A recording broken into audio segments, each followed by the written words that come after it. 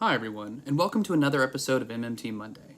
This week we're going to debunk the often used neoliberal fear-mongering tactic about Social Security going broke.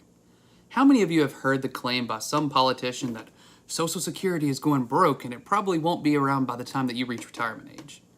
This overused claim is used to help foster the myth that our nation's debt is a problem.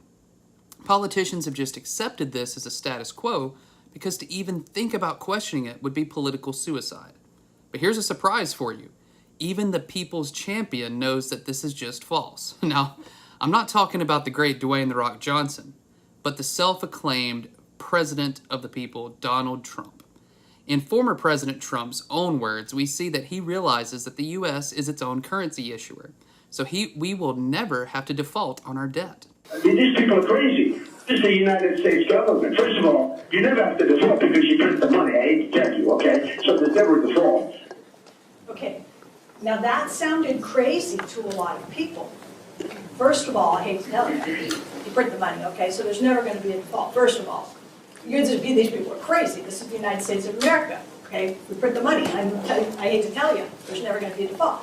And people went crazy, and the Wall Street Journal wrote articles saying, right, this man cannot be trusted. Forget the nuclear codes. Like, he can't be anywhere near the Oval Office, because that is crazy speak.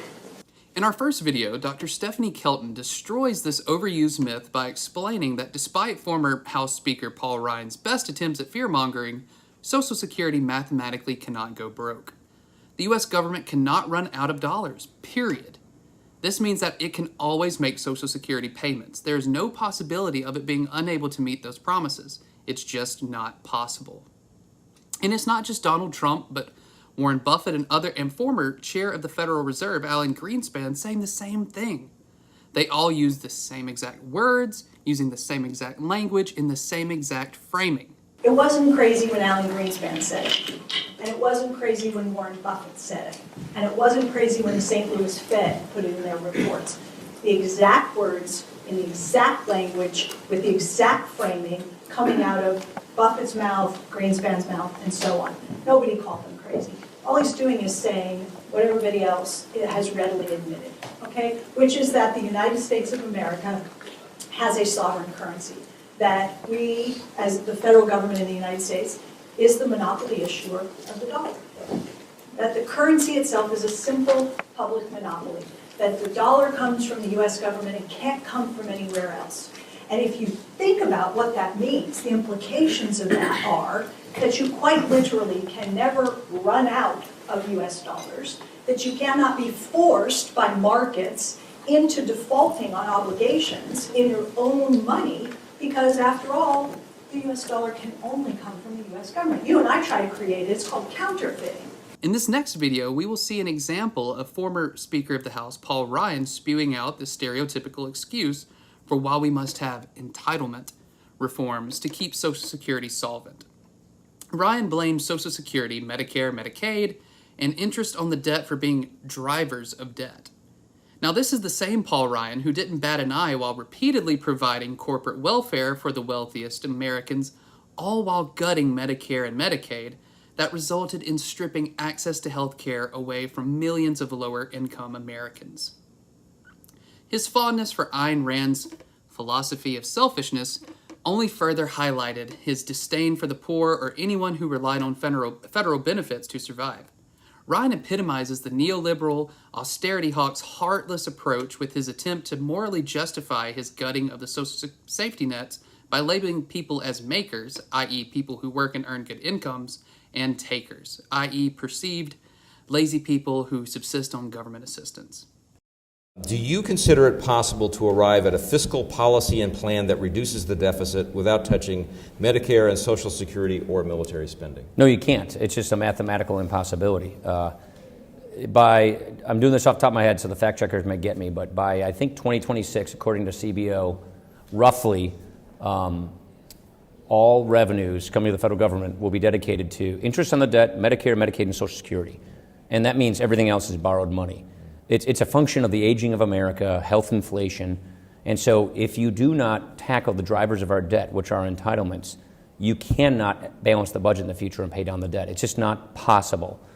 So I think it's important that we recognize this reality. And by the way, the sooner we do that, Jerry, the better off everybody's going to be, and the more we can do it on our own terms as a country, meaning, such as the proposals we've all advanced here in the House Republicans, is not touching the benefits of people in or near retirement so that we can guarantee that the promises that were made to them in retirement are kept promises.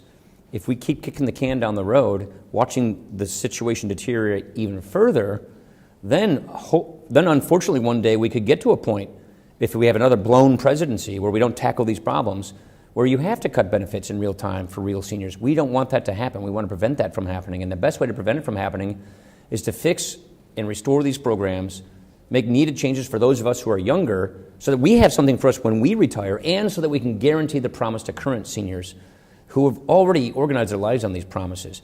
You cannot tackle the debt crisis that's coming in America if you do not fix this entitlement problem. Furthermore, Ryan's attempts at cloaking his disdain for lower-income people under the guise of protecting these programs from bankruptcy only serve to highlight this hypocrisy.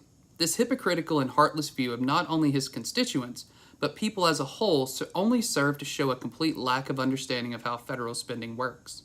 The hypocrisy being that he was the Speaker of the House of a Congress that passed trillion-dollar tax cuts and a $700 billion military budget, but also wanted us to believe neoliberal debt fear tactics and accept devastating austerity. As we'll see in our video tonight, it is completely unnecessary when we understand modern monetary theory, as Alan Greenspan explained to Paul Ryan when he was under oath before Congress. I hope you enjoyed the dumbstruck look on Paul Ryan's face as much as I did. So having personal retirement accounts is another way of making a future retiree benefits more secure for their retirement. And also, do you believe that personal retirement accounts as a component to a system of solvency does help improve solvency? Because when you have a personal retirement account policy, it's accompanied with a benefit offset. With that feature in place, do you believe that personal retirement accounts can help us achieve solvency for the system and make those future retiree benefits more secure?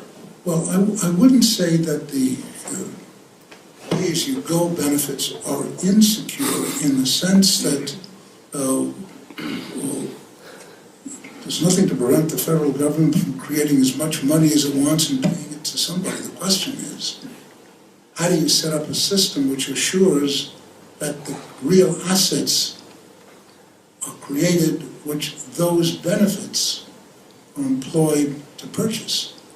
So it's not a question of security, it's a question of the structure of a financial system which assures that the real resources are created for retirement, as distinct from the cash. The cash itself is nice to have, but it's got to be in the context of the real resources being created at the time those benefits are paid, so that you can purchase real resources with the benefits, which of course are cash. So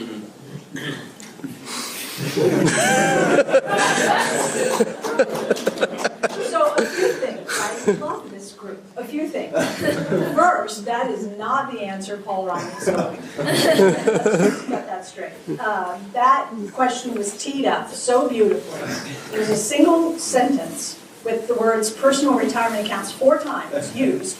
It was like, I cannot make it more clear to you what I'm hoping you will say. Just say, yes, we should do this, right? And instead, Greenspan under oath says, I wouldn't say there's anything insecure about the way the system is set up today, in that there's nothing to prevent the federal government from creating as much money as it wants and paying it to someone. Quote, okay? How many people have told you, future retirees, that your Social Security benefits are secure? Nobody. I'm guessing everyone has told you that your benefits are in jeopardy, that the system is going broke, and that it's probably not going to be around for you. And if it is, it's going to be a whole lot less generous, and it's probably going to be private and not public guarantees, insurance, private insurance rather than public guarantee, right? I mean, that's what you've been told. Here's Alan Greenspan saying, there is nothing to prevent the federal government from making good on every promise to every future retiree, their dependents, and the disabled, on time, in full, in perpetuity. There's nothing to prevent us from doing that. Boom. So the affordability question is off the table. He's removed it. We don't have to talk about whether we can afford it. But then he goes on to make a really critically important point, and this is the debate we should be having. What does he say next? He said the question is, how do you set up a system which ensures that the real assets will be created, which those benefits are employed to purchase? You might notice I've seen this video a few times. I've quoted the whole thing. How do you set up a system that ensures the real assets will be there? What does he mean? He means we have changing demographics in this country, and in so many countries around the world. Demographics are changing, and they've been changing for a long period of time. There are going to be fewer people working and producing stuff in the future. Baby boomers are moving out of the workforce and into retirement. So but they're not going to stop consuming, right? So there are going to be fewer people working and producing stuff. And the question Greenspan is asking is, how do you make sure that when you send those benefit payments out on time, in full, in the future, that we are a productive enough economy, a productive enough society, that there's enough stuff for everybody to take some of it. Alan Greenspan's upcoming response is a bombshell of truth that makes a very important point. We can give an unlimited amount of money to anybody. That's no problem. But what matters is that the economy has the capacity to produce the real goods and services that the people receiving the money are going to buy. In other words, we can give all the money we want out, but we had better make sure that we have enough money, enough houses, enough energy, and whatever else those people will use that money to buy. If there isn't enough, then we'll get inflation. Dr. Kelton concludes the video stating we shouldn't be having a fight over where to find the money to fund Social Security, but rather, what can we invest in today to ensure that we have a prosperous and growing economy for the next half century? What are the kinds of investments that we could be making today to make sure that 10 years, 20 years, 30 years from now, the U.S. economy is as productive as it can possibly be, right? Should we be investing in infrastructure, in education, in research and development? What is the key to raising future productivity growth? That's the debate, that's the fight. And they should be having a fight, no problem, having politicians take different viewpoints and argue and fight, great. But fight over the right kind of stuff. We shouldn't be fighting about where we're going to find the money. That's a wrong question. That's the wrong fight to have. Who's got the better policy idea for ensuring future growth of a prosperous economy so that there's enough stuff that we can take care of everybody without creating an inflation problem, because inflation is the constraint. So that's Greenspan's point. You know, if we don't have a nest with lots of eggs, then we're all going to be fighting over the same one, and it's going to create an inflation problem. As you can see, the argument that Social Security will go broke is about as asinine and overused as the argument that federal taxes fund spending. Yet that won't stop the perpetuation of deficit hawks raising the issue of the so-called Social Security problem each time the elections roll around. This is usually followed by a call to raise taxes or cut benefits to those who rely on Social Security payments to survive as some sort of solution. Dr. Kelton proposes a more just and equitable solution. She proposes that the solution is to invest now to build more factories, repair, and expand our infrastructure, increase productivity, and whatever else we need to do to ensure that the workers of the future will be able to produce enough goods and services for the retirees of the future to consume. If you enjoyed this video, make sure to check our website out at realprogressives.org, as well as checking out any of our many channels on YouTube, Facebook, Periscope, and Rockfin. Thank you and have a great week.